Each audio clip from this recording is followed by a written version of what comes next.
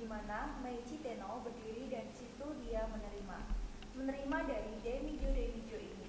Negara-negaranya, daimyo A mempersembahkan negaranya kepada Tenno, daimyo B mempersembahkan negaranya, daimyo C mempersembahkan negaranya, demikian seterusnya. Tidak ada daimyo, cuma ada satu emperor, Tenno Heika, yaitu Meiji, yang kemudian diikuti oleh kaisar-kaisar yang lain. Ini sekedar satu upacara saudara-saudara. Tetapi apa yang menjadi pendorong daripada hal ini tak lain tak bukan ialah lagi-lagi hal keharusan terutama sekali di lapangan ekonomi. Jadi, saudara-saudara, kita melihat Fernsehsel, fenomena di dalam abad ke-19 terjadinya beberapa negara nasional Jerman, Italia, Austerjik, Hongaria, dua dijadikan satu pula. Di timur kita melihat terjadinya Dainippon Taikoku. Taikoku itu empire. Kemudian datanglah abad ke-20. Abad ke-20 yang berisi beberapa fenomen yaitu kejadian yang besar. Pertama, saya sudah pernah katakan dalam abad ke-20. Salah satu fenomenanya ialah jadi merdekanya bangsa-bangsa di Asia. 1. Nomor 2, timbulnya negara-negara sosialis tempo hari pernah di dalam Balirung. Ini saya katakan 16 negara sosialis terjadi di abad 20 ini dengan jumlah rakyat 1.300 juta kalau tidak salah. RRT 600, kemudian Soviet Uni 200 ditambah lagi dengan yang lain-lain. Perhitungan saya begitu entah, tetapi sejumlah umat manusia bergabung dalam 16 negara sosialis. Ya, ini Soviet ya. Ini banyak. Ini ada beberapa salah tulisan. Ada yang punya konten? Ya, saya tandai nanti untuk koreksi penerbitan selanjutnya. Soviet ya. Uni Soviet. Soviet Uni. Karena sungai jenenge Bung Karno. Ini jenenge bingung dengan Uni Rusia ini. Ini mereka sepakat dikasih nama, kemudian namanya Uni Soviet, USSR, Uni Soviet Socialist Republic. Bubar tahun berapa sih? 91, kalian belum lahir. Nah, ini ada kisah menarik. Tadi sudah dibacakan, tetapi ada kisah menarik. Bung Karno diundang ke Jepang. Karena pada saat itu Indonesia itu belum jadi Indonesia ya. Ya, belum jadi mau jadi Indonesia. Itu diundang ke sana, kemudian sudah dikasih tahu lah, pokoknya nanti kalau kaisar begini Anda nggak boleh maju, ini nanti Anda dalam posisi depro, beginilah ya. Anda cuma dari negara ketiga, bahkan dari negara-negara maju saja belum tentu diizinkan untuk bersalaman. Anda harus duduk ngelesot di bawah, biarkan sang kaisar, emperor ini yang mengizinkan Anda untuk berdiri atau tidak, sampai ini negara jajahan. Sesampai Bung Karno di sana, Bung Karno baru masuk, si Tenno ini langsung berjalan maju dan bersalaman dan berjalan berian. Ternyata Tenno yang Jepang sendiri dan pengagum Bung Karno. Bung Karno sudah tulisan-tulisan Bung Karno sudah menggetarkan aras di Jepang sana. Sudah baca bahwa Bung Karno, nama besar Bung Karno sudah sampai di sana, sehingga kemudian diterima dengan sangat baik. Dan pulangnya Bung Karno mendapat bintang kehormatan, bintang 2 kehormatan, selevel bintang 2 gitu ya, dikasih bintang 2 bintang. Yang level pangkatnya Bung Karno di depan Tenno itu sama dengan komandan perang Asia Pasifik. Jadi tentara Jepang itu kenapa pada saat proklamasi Bung Karno sangat yakin tidak ada orang yang bisa menangkap dia, karena pada saat itu masih Jepang. Jadi begitu Jepang berhadapan, tentara Jepang berhadapan sama Bung Karno ya tetap hormat karena dia Bung Karno mendapat bintang 2, bintang 2 dari Tenno langsung, dari Kaisar langsung. Nah itu bekal yang sangat bagus karena ternyata di luar dugaan bahwa Tenno sendiri adalah pengagumnya Bung Karno, seorang Kaisar Jepang pengagumnya Bung Karno. Itu loh.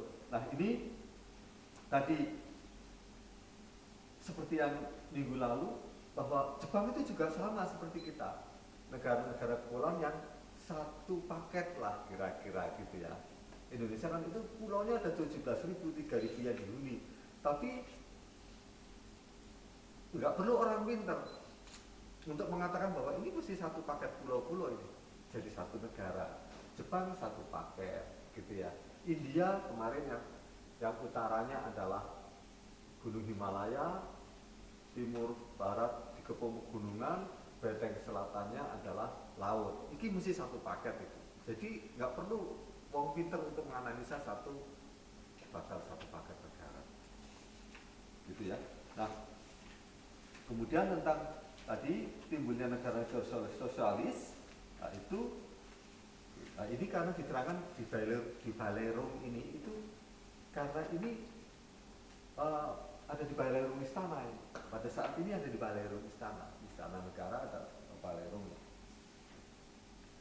Nah, dari banyak negara itu ternyata negara sosialis itu cuma 16.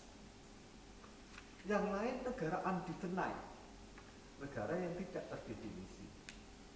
Jadi negara yang benar-benar negara itu berdiri punya tujuan sebagai negara sosialis, mengikutsertakan rakyat, itu hanya 16 dari pada akhirnya nanti dari 200 negara.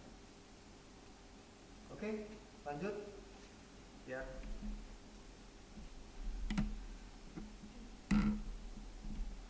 Abad ke-20 punya fenomen terjadinya negara-negara merdeka di Asia.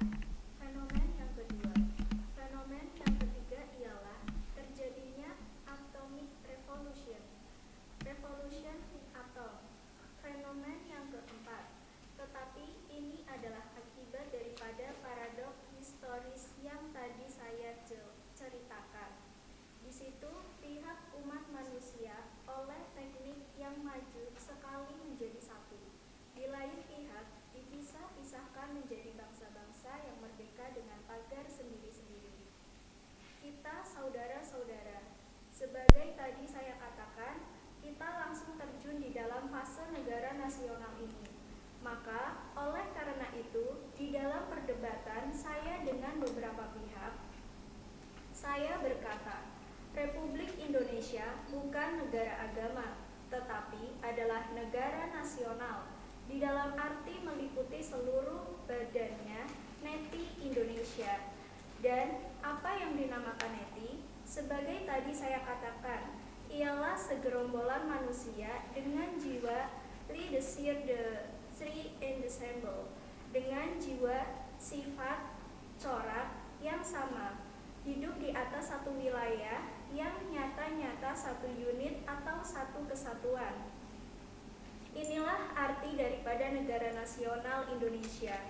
Maka oleh karena itu, saudara-saudara, jikalau kita menghendaki negara kita ini kuat, dan sudah barang tentu kita menghendaki negara kita ini kuat, oleh karena kita memerlukan negara ini sebagai suatu alat perjuangan untuk merealisasikan satu masyarakat adil dan makmur. Kita harus dasarkan negara ini antara lain di atas paham kebangsaan. Ya, paham kebangsaan. Nah itu kenapa kemarin saya dalam undang-undang pendidikan harus memberikan salah satu paham kebangsaan diberikan dalam materi pendidikan baik secara terpisah atau secara terintegrasi. Ya paham kebangsaan itu cuma satu item saja dari Pancasila gitu ya. Dan apakah paham kebangsaan itu yang diterangkan semacam ini kan yang belum ngerti juga. Wong awakmu ning SMK itu ya ora diterangke secara Indonesia. Wis ngerti-ngerti sebenarnya sekolah.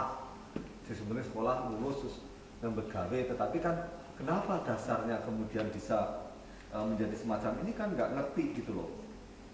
Nah, seperti tadi, jadi fenomena ketiga ini terjadi namanya atomic revolution, revolusi atom, artinya di tingkat sangat dasar. Gitu ya.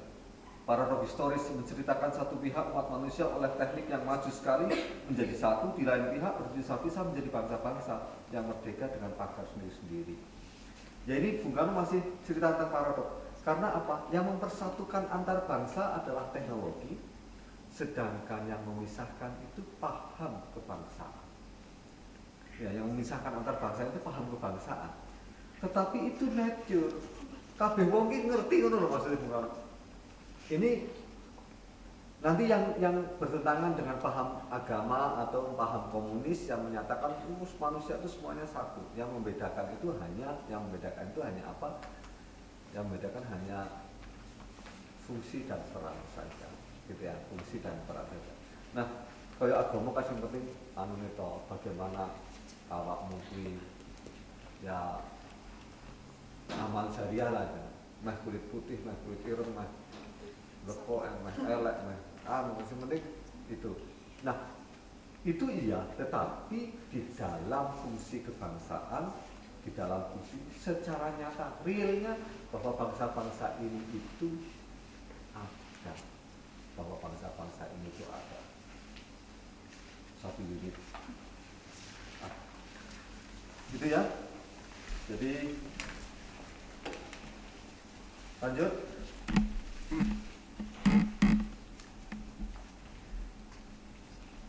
Lanjut Marga. Dan sebagai tadi saya katakan, ini sebenarnya adalah satu akibat objektif pula daripada keadaan. Bukan saja sebagai fenomena abad ke-20, tetapi oleh karena kita beratus-ratus tahun mengalami penderitaan yang sama sesuai dengan yang dikatakan oleh Otto Bauer. Eine Sachse Gemeinschaft, ihr working Charakter Gemeinschaft. Mau tidak mau kita berasa satu dan mau tidak harus bersatu. Oleh karena sebagai tadi saya katakan, susunan ekonomi Indonesia, susunan saya tambah sekarang pertahanan Indonesia dan lain-lain sebagainya mengharuskan kita bersatu. Ya, karakter Gemeinschaft gitu ya. Jadi kesamaan karakter gitu ya. Karakter yang hampir serupa, wis pulau-pulau yang hampir serupa, ini hampir serupa. Nah, kemudian tadi setelah ada tiga persatuan tadi, persatuan ideologi, ya, persatuan cara pandang, karena satu negara, kesatuan wilayah, satu wilayah. Yang ketiga itu kesatuan ekonomi. Baru tambahannya dipertahankan dengan pertahanan, satu kesatuan pertahanan dan lain sebagainya. Jadi ini yang barangkali harus menjadi pedoman, dimengerti betul oleh siapa saja yang sedang memegang tampuk kekuasaan saat ini, bahwa Bung Karno menekankan tiga hal ini tentang sebuah paham kebangsaan atau persatuan Indonesia, gitu ya, tentang satunya ideologi. Ideologi itu tujuan negara, tujuan bermasyarakat. Negara itu apa sih? Di sini negara sebagai suatu alat perjuangan. Negara itu alat perjuangan. Gitu ya. Negara sendiri itu bagi Bung Karno bukan tujuan, tapi sebagai alat perjuangan untuk merealisasikan satu masyarakat yang adil dan makmur. Ini ketika ada Bung Karno. Nah, yang tadi didasarkan pada satu ideologi dalam satu kesatuan wilayah dengan satu kesatuan ekonomi. Nah, kalau ekonomi kita kemudian tercerai-berai gitu ya, yang dipertahankan nanti dengan angkatan, kalau dalam bahasa yang dulu Bung Karno, dengan satu angkatan perang yang kuat. Itu untuk mempertahankan, tapi ide dasarnya tiga tadi. Sekaligus pada kesempatan kali ini saya dan kita semua, mari kita doakan bersama-sama para marinir kita yang semoga saja masih bisa diselamatkan, semoga saja meskipun harapan itu semakin hari semakin tipis dari KRI Nanggala ya 402 yang belum ditemukan. Ya, mari kita berdoa dan mengheningkan cipta sejenak untuk Nanggala 402 ini, karena ini pentingnya angkatan perang untuk mempersatukan. Berdoa dan mengheningkan cipta mulai.